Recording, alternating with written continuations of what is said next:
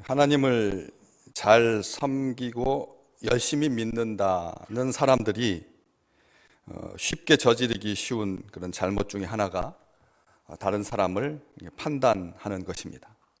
바울은 안타까운 심정으로 자기 자신부터 살피라고 말하고 있습니다.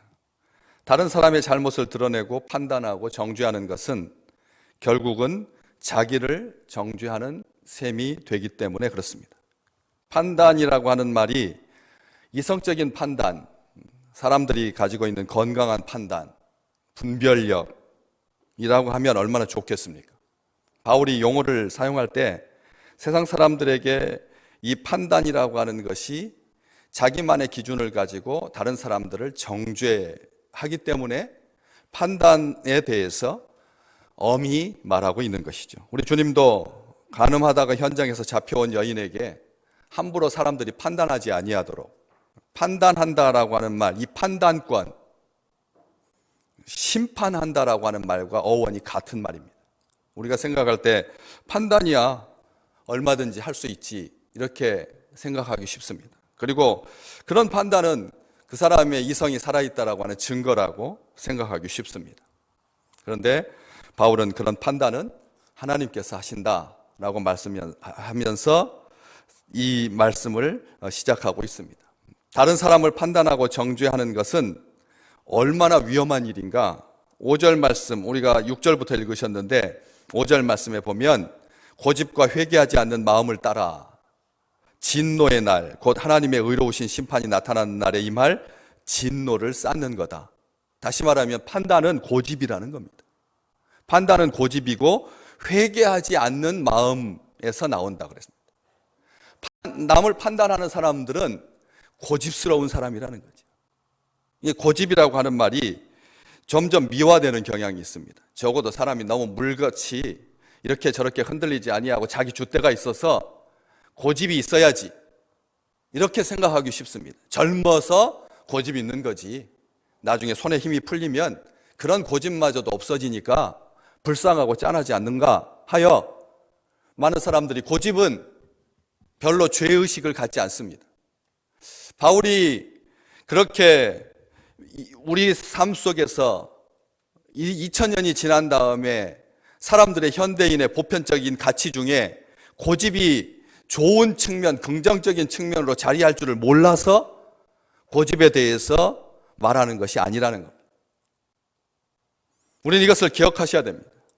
고집과 회개하지 않는 마음을 따라서 나오는 것이 판단이라는 겁니다. 그래서 그게 얼마나 큰 죄냐? 진노의 날, 곧 하나님의 의로우신 심판이 나타나는 날에 임할 그 진노를 쌓는 거다. 그렇다면 우리는 한순간도 판단해서는 안 됩니다.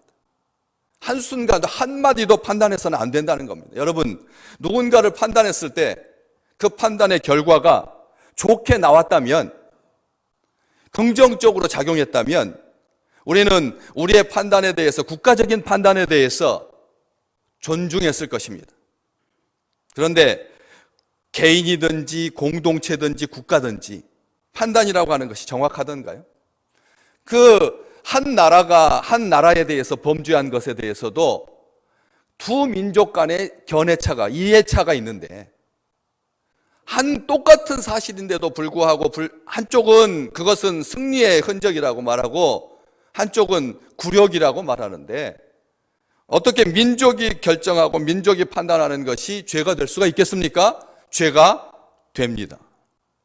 그렇기 때문에 하나님의 날, 진노의 날, 하나님의 이 말 진노를 쌓는 그런 어리석음을 범치 마라. 바울은 단호하게 말할 수 있었던 것입니다. 그날에 특권적 외식은 통하지 않습니다. 특권의식은 통하지 않습니다. 그걸 강조하기 위해서 9절 끝에 유대인에게요, 먼저는 유대인에게요, 그리고 헬라인에게며 10절에도 먼저는 유대인에게요, 그리고 헬라인에게라. 유대인들은 높은 특권의식을 가지고 있었습니다. 하나님의 순결한 백성이고 하나님께서 선택한 사람들이다. 하나님께서 기뻐하는 백성이다. 하나님께서 선택하셔서 불러내신 사람들이고 우리에게는 항상 승리만이 있고 하나님의 영광이 가득 차 있다. 이방인들은 그렇지 아니하여 이렇게 판단하고 구별하고 차별했습니다. 이런 선입관이, 이런 못된 자의식이 주변에 있는 나라와 사람들에 대해서 깎아내리고 안 좋게 생각하고 그렇게 차별했다는 것이죠. 바울은 그래서 2장을 시작하면서 그러므로 남을 판단하는 사람아, 이렇게 시작하고 있는 것입니다. 하나님은 행한 대로 갚으신다. 하나님은 행한 대로 갚으신다. 구원과 심판에 있어서 특권적인 위치를 누릴 수 있는 사람은, 민족은, 국가는 없다. 바울은 단호하게 말하고 있는 것입니다. 하나님의 의로우신 심판은 철저하게 개인적입니다. 그날의 모든 사람들이 다 심판을 받는다라고 하는 점에서 보편적이긴 하지만, 그러나 하나님은 개별적으로 그 행한 대로 보응하신다. 바울은 단언합니다. 각 사람에게 행한 대로 보응하신다.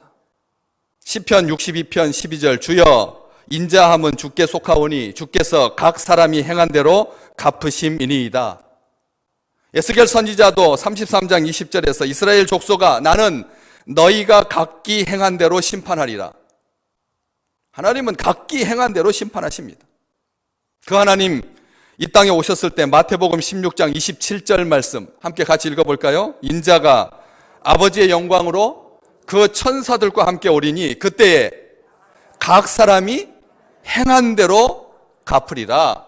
우리 주님께서 말씀하셨습니다. 하나님이시니까 예언자들이 주여 주께서 각 사람이 행한 대로 갚으실 것입니다. 에스겔 선지자도 각기 행한 대로 심판하리라. 하나님의 말씀을 대언했고 예언했고, 우리 주님 이 땅에 오셔서 그렇게 각 사람이 행한 대로 갚으리라 말씀하셨습니다. 우리 지난 작년에 그렇게 많이 봤던 요한계시록 22장 12절, 보라 내가 속히 오리니 내가 줄 상이 내게 있어 각 사람에게 그가 행한 대로 갚아주리라. 심은 대로 거두는 것입니다.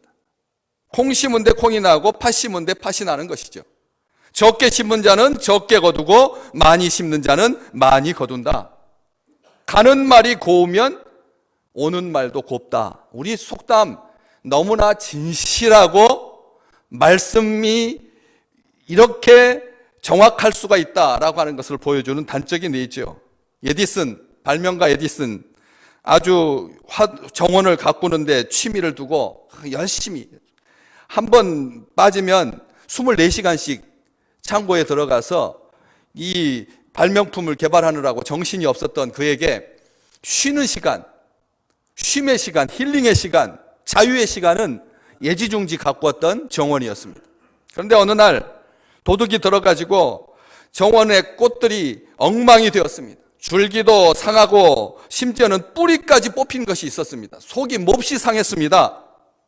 그래서 얼른 집에 들어가가지고 메모지에다가 크게 써가지고 그 정원에다가 붙여놨습니다. 뭐라고 붙였을까요? 꽃도둑님, 앞으로 꽃을 꺾으실 때는 부디 가위를 이용해 주십시오 라고 하면서 메모지 옆에 가위까지 잘 보이도록 그렇게 달아놨습니다. 다음 날 메모지가 한 장이 그 옆에 또 붙었습니다. 이렇게 붙어 있었습니다. 집주인님, 매달아 놓으신 가위는 잘 들지 않습니다. 부디 숫돌에 잘 갈아서 놓아주시면 고맙겠습니다. 이게 가는 말이 고우면 오는 말이 곱다는 말이죠. 저도 그런 경우를 많이 봅니다. 우리 화단 앞에 열심히 정성껏 잘 가꾸죠. 그런데 다른 아이들이 와서 하는 게 아니라 우리 아이들이 뛰어놀다가 꽃대도 꺾이고 밟히기도 합니다. 그러면 몹시 속상합니다. 몹시 속상합니다. 굳이 이렇게 속상할까 하면 그냥 시멘트로 바르지 하는 생각이 가끔씩 듭니다. 그럴 때 이 에디슨을 생각합니다. 맺히지 아니하고 그다음에 위에다가 더 씌워버리지 아니하고 높이 철조망 만들고 유리 조각 박지 아니하고, 이런 마음들이 우리 믿음의 식구들에게 늘 가득하시기를 주의 이름으로 축복합니다. 하나님은 행한 대로 갚으시기 때문에 그렇습니다. 우리 하나님의 판단 기준은 외적인 행위에 있는 것이 아니라 내적인 동기에 있다. 어떻게 보여지는지가 중요한 것이 아니라 무엇을 추구하면서 살았는지를 보신다. 다윗은 시편 62편에서 하나님과 그분의 구원하심을 고대하면서 모든 안전함과 삶의 의미를 하나님께 두는 자,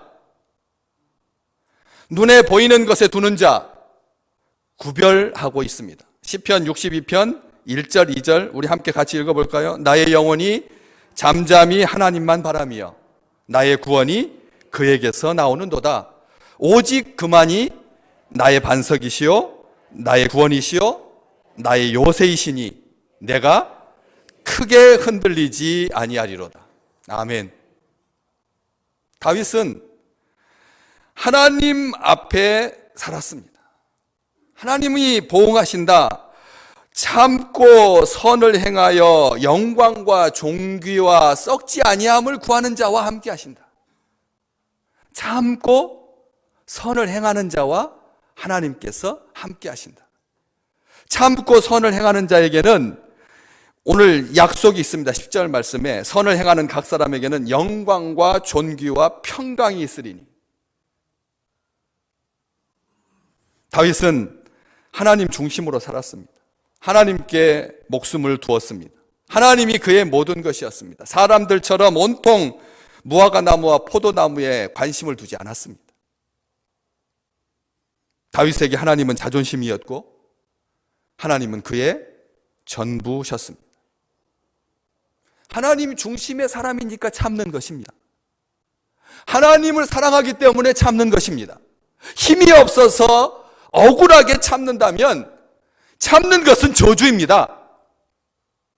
바울은 이것을 고상하게 말하지 않습니다. 주 안에서 참으라 이렇게 말하지 않습니다. 선한 것에서는 참고 악한 것에서는 화내라 이렇게 하지 않습니다. 그냥 참는 것입니다. 참는 것에 무슨 종류가 있겠습니까? 가족에게 참는 거와 원수에게 참는 것이 세상에서는 차이가 있을지라도 주의 백성들에게서는 똑같은 참음인 것입니다. 참고 선을 행하시기를 주의 이름으로 축복합니다. 하나님 중심의 사람이라고 하는 증거입니다. 참는 사람, 선을 행하는 사람. 하나님 중심의 삶은 덜컥 화내는 데 있지 않습니다. 성질 부리는 데는 하나님의 의가 역사하지 않습니다. 온 세상 사람보다 온유했던 모세조차도 민수기에 보면 화가 났습니다. 그래가지고 반석에서 물을 내라고 하셨는데 하나님이 반석을 2번 내리쳤지 않습니까? 때문에 젖과 꿀이 흐르는 가나안 땅에 들어가지 못했습니다. 육신이 못 들어가는 것이 뭐가 문제가 되겠습니까? 하지만 하나님은 모세에게 분명히 말하셨죠. 화내는 것이 옳지 않다. 화내는 것은 의를 이루지 못한다. 너는 반석을 2번 내리쳐서 너의 성질은 풀어졌을지 모르겠지만 나의 거룩함을 드러내지 않았다. 하나님께서 말씀하셨습니다. 거룩함을 드러내지 않은 게 여러분 이게 죄입니까? 죄를 말하는 게 아닙니다. 하나님은 우리가 죄냐 아니냐로 사는 그런 인생은 이미 우리의 과거로 넘어갔습니다. 하나님께서 말씀하셨습니다. 나는 너희를 죄를 기억하지 않겠다고 하셨습니다.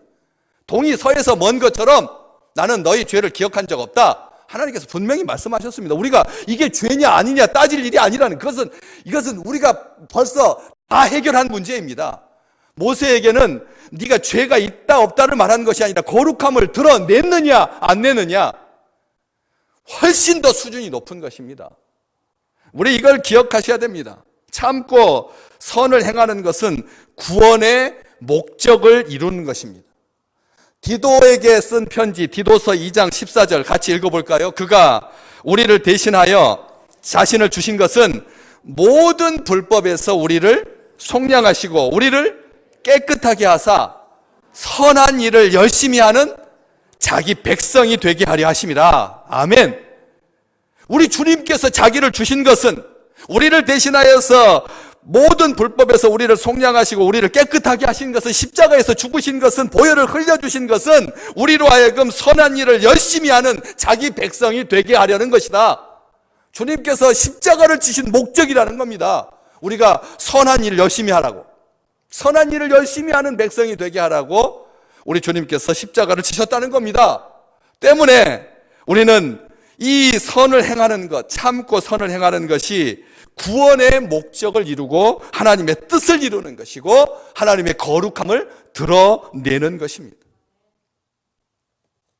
그런데 이 선을 행하여 이렇게 되어 있는데, 선을 행하여 되어 있는데 한국어에서는 이게 생략된 부분이 있습니다. 헬라어 원어로 보면은 선한 일 가운데 인내하여, 다시 말하면 계속해서 인내하여, 이 계속이라고 하는 의미가 굉장히 강조되고 있는데 한국어 성경에 그냥 보면 참고 선을 행하여, 기분이 좋고 잘 나가고 능력이 있을 때, 행복할 때는 좀 참기도 하고 선을 행하기도 하지만, 그렇지만 삶이 자기가 위축되고 그리고 뭔가 일이 잘 안 풀릴 때는 자기 성질 다 내고, 이렇게 살지 말라고. 그렇기 때문에 칼빈은 이 본문을 해석하면서 이 부분을 말하면서 참고 선을 행하지 못하게 하는 것은 사탄의 역사라고까지 분명하게 규정하고 있습니다. 참고 선을 행하지 못하게 하는 것은 사탄의 역사다. 하나님 중심의 사람은 참고 선을 행하는 사람입니다. 그런데 참고 선을 행하는 것이 막연하게 그냥 오래 참고 그리고 착한 일 꾸준히 하고 사는 것으로 끝난다면 목적과 방향을 잃을 수가 있습니다. 왜? 유대인들이 그랬거든. 참고 선을 행했습니다. 그런데 나중에 사람들을 판단하게 됐잖아요. 참고 선을 행하는 것이 다른 사람들을 판단하는 빌미가 된다면 차라리 화내십시오. 화내십시오. 반석을 2번 내리치십시오. 참고 선을 행하는 것이 자기 자랑이 된다면, 그것이 목적이 된다면 그것은 오히려 하나님께서 행한 대로 보응하시는 진노를 쌓는 일이 되고 말 것입니다. 그 뒷말이 더 중요한 것입니다. 참고 선을 행하여 영광과 존귀와 썩지 아니함을 구해야 그에게 영광과 존귀와 평강이라고 하는 선물을 하나님께서 주시는 것이죠. 우리가 참고 선을 행하는 목적이 뭐냐? 영광과 존귀와 썩지 아니함을 구하기 때문에 참고 선을 행하는 것입니다. 영광과 존귀, 이 세상에 살면서 다 누리는 거죠. 명예를 얻기를 원하고, 존대함 받기를 원하고, 존중받기를 원하고, 죽지 않기를 원하고, 그렇죠? 이 세상에 있는 사람들이, 모든 사람들이 추구하는 전부입니다. 영광과 존귀와 썩지 아니함.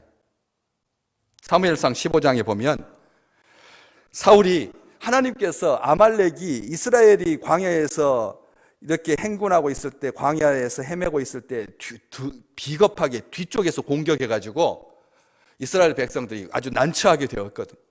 그래서 하나님께서 그걸 기억하셨습니다. 나중에 왕국을 이루었을 때 사울 왕에게 그 아말렉 사람들을 진멸해라, 어린아이까지 남기지 말고 싹 다 진멸하라고 명령하셨습니다. 그런데 사울이 어떻게 했습니까? 다 죽이지 아니하고 기름기 있는 것, 좋은 것은 빼돌렸습니다. 그러면서 사무엘이 와가지고 그 문제를 질책하니까 뭐라고 궁색하게 변명하냐면, 사람들이, 백성들이 빼돌린 거라. 백성들이 빼돌린 거라.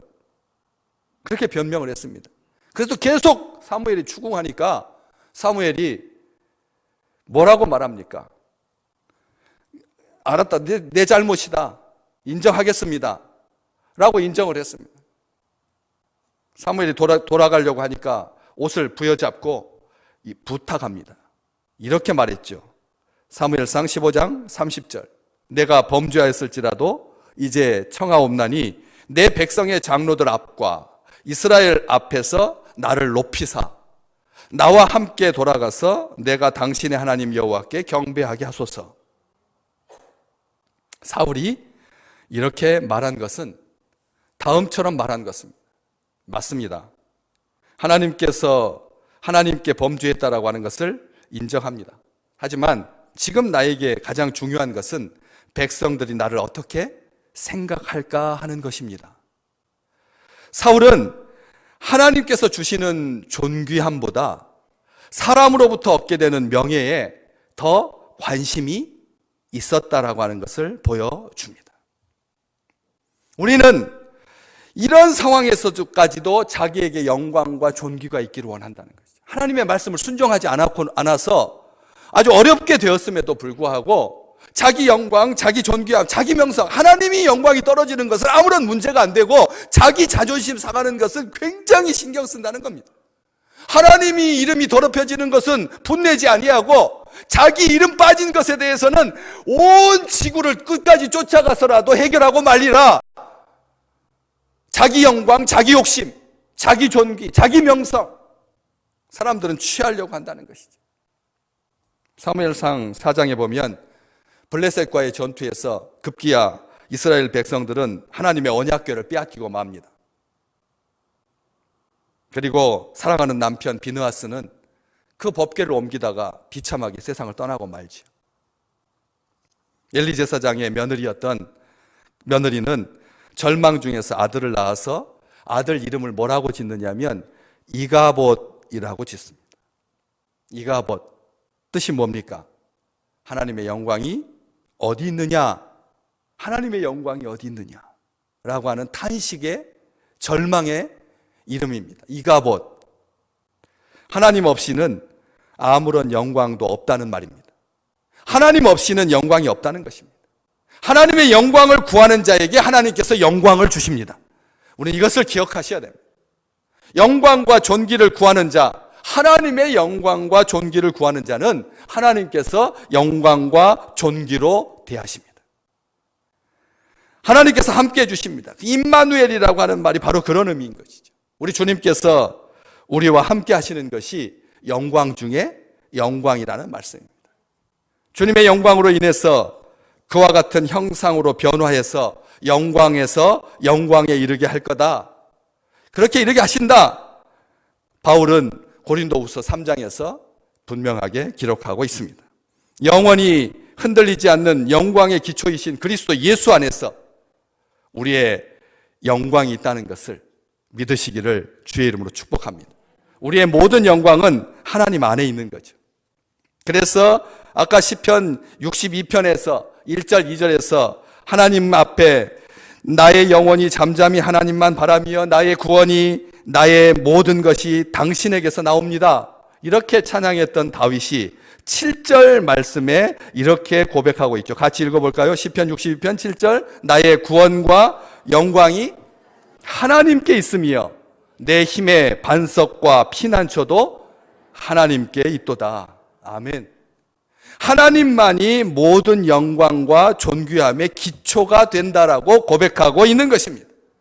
참고 선을 행하는 자는 하나님을 구하는 것을 자신의 영광으로 삼습니다. 참고 선을 행하는 자에게 영광과 존귀와 평강이 있다. 바울은 분명하게 말하고 있습니다.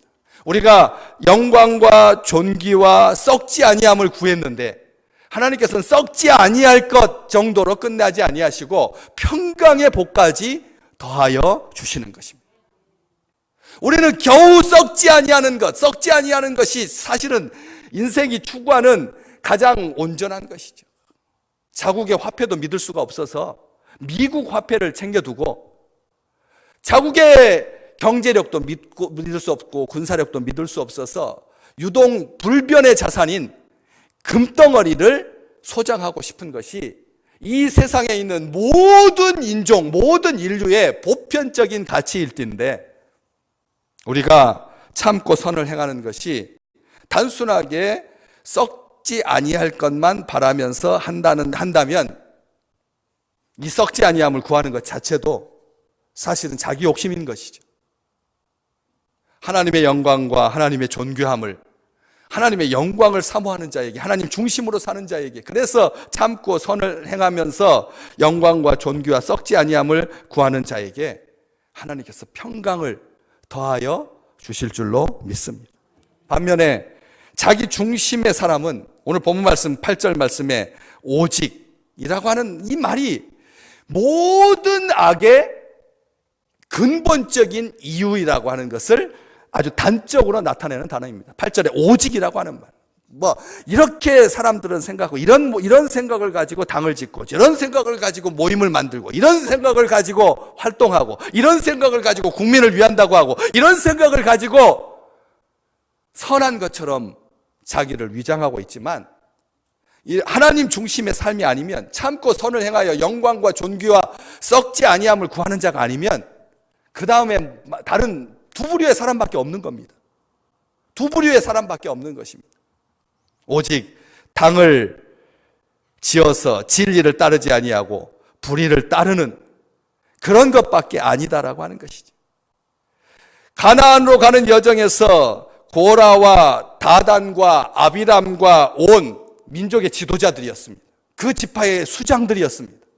이 사람들은 못 나가는 사람들이 아니었습니다. 말끝마다 민족 위한다고 생각하고 우리 땅, 우리 백성 위한다라고 말했던 사람들입니다. 대제사장들과 바리새인들이 예수 그리스도를 그날 이후로는 죽이려고 했을 때 제일 먼저 했던 말이, 이 예수를 가만히 두면, 표적을 행하는 그를 가만히 두면 온 땅과 백성들이 로마에게 위협을 당하게 될 거다.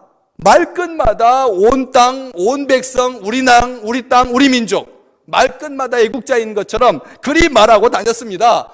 이 고라와 다단과 아비람과 온도 마찬가지입니다. 평상시부터 늘 말했습니다. 자기 민족 사랑하는.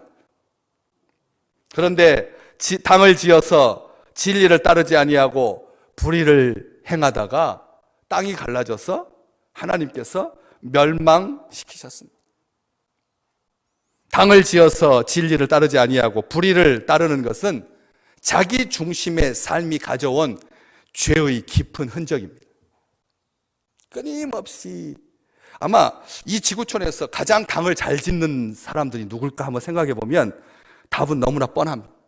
이 지구촌의 가운데서 당 잘 짓기로 소문이 난 사람들이 누굴까? 말할 필요도 없습니다. 당을 짓는, 당 잘 짓는. 그래서 이 당을 짓는 것이 진리를 따르지 않은 것으로 나가게 되고 불의를 따르지 않게 되고, 그래서 멸망까지 이른다면 이게 죄의 깊은 흔적, 자기 중심의 삶이 보여주는 흔적이라는 것이죠. 자기 중심의 삶에는 오늘 바울은 분명한 심판이 있다. 9절 말씀, 환난과 곤고가 있다. 악을 행하는 각 사람의 영에, 악을 행하는 각 사람의 영에 환난과 곤고가 있을 것이다 라고 말하고 있습니다. 환난과 곤고가 있다. 영의 환난과 곤고함이 있다. 여러분, 이 코로나 바이러스 1%도 안 되는데, 1%도 안 됩니다. 건강하게 신앙생활 잘하는 자에게는 바이러스가 할아버지로 달려들어도 아무런 문제가 안 되는데, 우리를 위축시키고 우리를 두렵게 하고, 마치 무슨 범죄 집단이라도 되는 것처럼 생각하고 차단하고 격리하고 구별하고, 이런 속에서 다 이런 거, 여러분 5월이면 끝나면 4월이면 지나갑니다. 두 달만 있으면 지나가 버리고 맙니다. 다 백신 개발하고 그 다음에 철저하게 소독하고 밖으로 막 사람 많은 곳에 안 다니고 해서 다 소멸되게 돼 있습니다. 말하자면 전문가들이 침 튀면 2m밖에 안 나간다고, 2m밖에 안 나간다는데 2km 바깥에 있는 사람들이 그날 떨어지면 1시간이 뭡니까? 30분이면 다 말라가지고 바이러스가 소멸되고 마는데, 거기다가 소독 성분까지 집어넣어가지고 뿌리면 그냥 10분이면 5분이면 다 정리되는 건데, 사람들 막 온통 아침부터 저녁까지 매일 특집 방송. 감기 기운 때문에 우리가 언제부터 그렇게 놀랐다고. 폐렴 때문에, 폐렴 걸리는 것, 면역력 떨어지고 약해지면 그런 일 많은데, 스페인 독감 있었을 때 이 세상에 5천만 명이 죽었는데, 5천만 명, 여러분. 독감에 5천만 명 죽었는데, 사람들 너무너무 염려하고 너무너무 썩지 아니할 것만, 육신에 썩지 아니할 것만. 2달이면 지나간다는 거예요. 그렇게 고통과 환난은 2달이면 지나갑니다. 진짜 아픈 게 뭔지, 진짜 고통스러운 게 뭔데요? 하나님 알지 못하고 하나님 중심으로 살지 아니하고 참고 선을 행하지 아니하고 하나님의 영광과 하나님의 존귀함을 감사하지 아니하고 진정 영의 부활까지, 육신의 부활은 물론 영의 부활까지를 구하고 살아가는, 이게 더 중요한 건데 많은 사람들이 보이는 것에 너무 현혹되니까 이 고린도후서 4장 18절 바울은 이렇게 말합니다. 같이 읽어볼까요? 우리가 주목하는 것은, 고린도후서 4장 18절 말씀,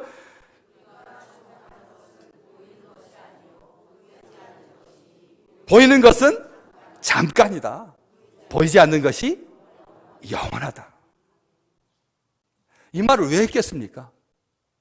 우리 눈에 보이는 것 얼마나 두렵죠. 두렵죠, 여러분. 안 두렵습니다. 예. 저도 기침 나오면 보란 듯이 기침했습니다. 자랑스럽게 기침했습니다. 그런데 집사람이 옆에서 여보 그러지 말아요. 제발 손 좀 이렇게 가리고 좀 하라고 하면 그게 듣기 싫어서, 무슨 남자가 기침하면서 이렇게 하고 기침을 하냐. 기침 멀리 툭 하는 것이 이게 호탕하고 이게 남자다운 것이지 했었습니다. 그런데 요즘 기침 그렇게 했다가는 돌 맞아 죽습니다. 돌 맞아 죽는 거죠. 그런데 우리는 이것을 기억하셔야 됩니다. 눈에 보이는 것은 우리를 죽이지 못합니다. 12명이 지금 이번 확진 받아서 입원해 계시는데 다 건강하게 잘 퇴원해서 나라에서 잘 관리하고, 또 중국 사람들도 이번 기회에 도대체 왜 박쥐고기를 잡아 먹어가지고, 아니 먹을 것이 그리 많은데 이 바이러스의 완전히 집합체라고 하는 이 박쥐가 여러분 우리 생각할 때 아주 묘한 동물이라고 하더라고요. 우리보다 면역력이 떨어진대요. 박쥐가 우리보다 면역력이 떨어진대. 면역력이 떨어지는데 절묘하게 몸이 균형을 맞춰가지고 면역력이 우리보다는 조금 약하고, 또 바이러스하고 이렇게 딱 공존하는 거예요, 몸이. 그러니까 몸속에 온갖 바이러스가 많아가지고 몸 자체가 항상 미열이 있어서 우리보다 한 1도, 2도 정도 높다는 거예요, 바이러스가. 박쥐, 게다가 음침한 까만 그 굴 속에, 습한 그 굴 속에 떼지어서 사니까 온통 다 바이러스 덩어리인데, 그래서 하나님께서 멀찍 떨어져가지고 산속 굴 속에다 살게 해주셨는데, 그런데 그것까지 찾아가가지고 그걸 긁어내가지고 그걸 삶아서 그렇게 먹으니 이번 기회에 이걸 각성해야죠. 이건 탐욕인 겁니다. 욕심인 겁니다. 왜? 하나님께서 먹지 말라고 하셨거든요.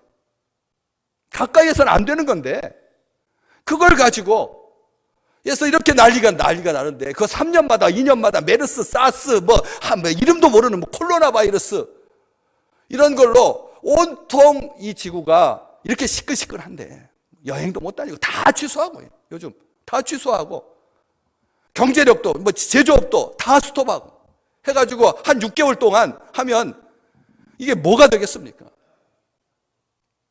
이런 것들, 눈에 보이는 것은 잠깐이고 보이지 않는 것이 영원하다라고 하는 것을 믿는 하나님의 백성들, 덧없고 일시적인 세상의 낙과 즐거움 대신에 그리스도 예수를 통하여서 우리에게 확증하여 주신 영원한 영광을 바라보며 사시기를 주의 이름으로 축복합니다. 썩지 않고 죽지 않고 완전하고 순전한, 죄를 극복하고 죄를 이기고 하나님 앞에서 온전한 부활을 사는, 썩지 아니함을 구하는 자, 영생을 사는 자. 갈라디아서 6장 9절 말씀 마지막 우리 함께 읽으면서 견고하여 흔들리지 말고 주의 일에 더욱 힘쓰는 자들이 되시기를 주의 이름으로 축복합니다. 갈라디아서 6장 9절 같이 읽습니다. 우리가 선을 행하되 낙심하지 말지니 피곤하지 아니하면 때가 이름에 거두리라. 같이 기도하실까요?